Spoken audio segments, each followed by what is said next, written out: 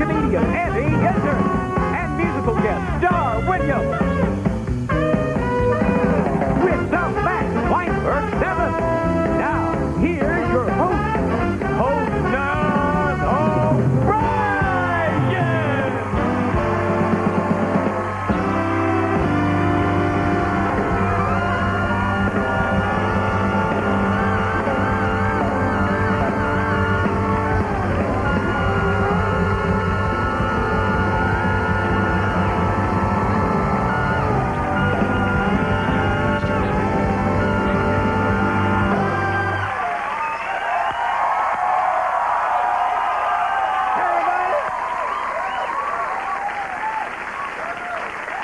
Big show tonight. Welcome to the show, ladies and gentlemen. An excellent show this evening. Friday shows. Back me up on this. These are the good ones. All these are the good ones. Unless, of course, it's a Monday repeat. Then it will suck. We have such a good show tonight. Such a good show. So much to do. So much to talk about. Ladies and gentlemen, don't get nostalgic on me. Today is the last day in office for President Clinton. The last full day. The last full day. And there's, that was a weird reaction. Anyway, yeah, last full day in office. And this is the latest. It just happened a few hours ago. In order to avoid being prosecuted for perjury after he leaves office, which I guess they were thinking of doing, President Clinton today acknowledged he didn't always tell the truth under oath. He finally acknowledged, yeah. Yeah, Clinton said that the first time he misled anyone under oath was when he said, "I do" at his wedding. That's what he said. He said, "True. I'm going to miss that man." Because he likes the booby. All right. That's what, it's true. That's his own quote. He said that in his second inaugural. We must all unite, and I like the booby. Today, this is interesting. Today, on the last full day of the Clinton administration, Linda Tripp was fired. They fired her today. Yeah, true story.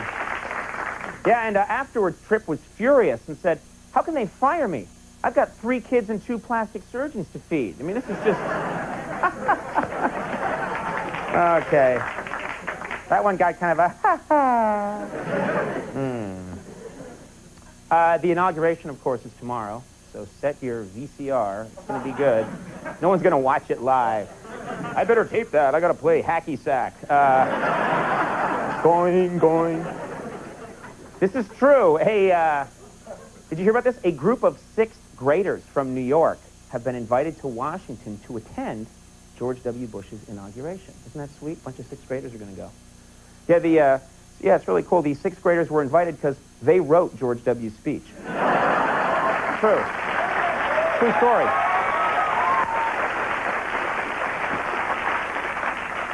It's called Me Be President. And the D is backwards.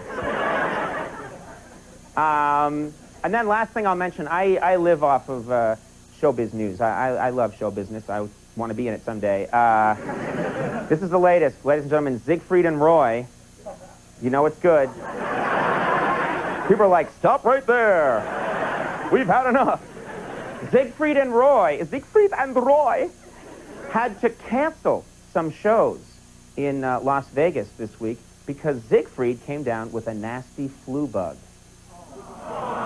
True story. Yeah, Roy is said to be very upset because he can't perform without Siegfried at work or at home. Which I thought was...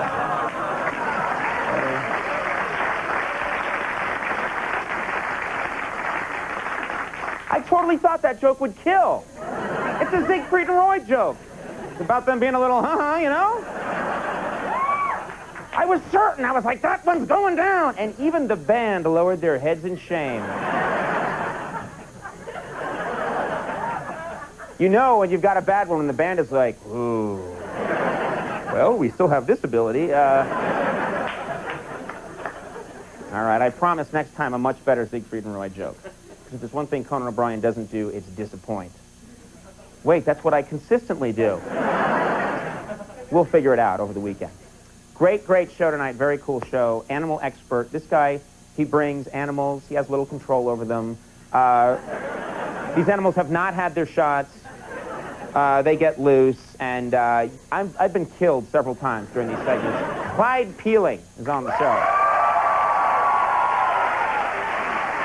Clyde Peeling's here.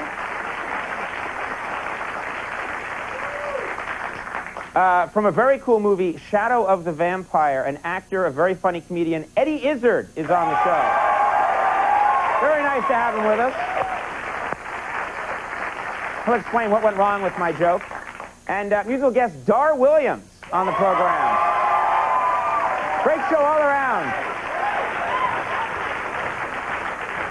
And right over here, wearing a suit made of pressed, recycled tin, Max Weinberg, and the Max Weinberg 7. Max!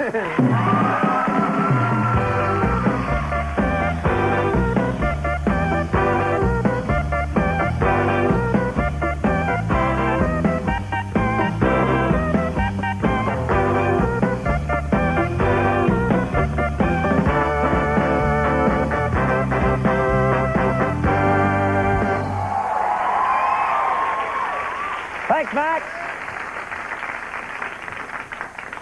He can't perform without Siegfried at work or at home.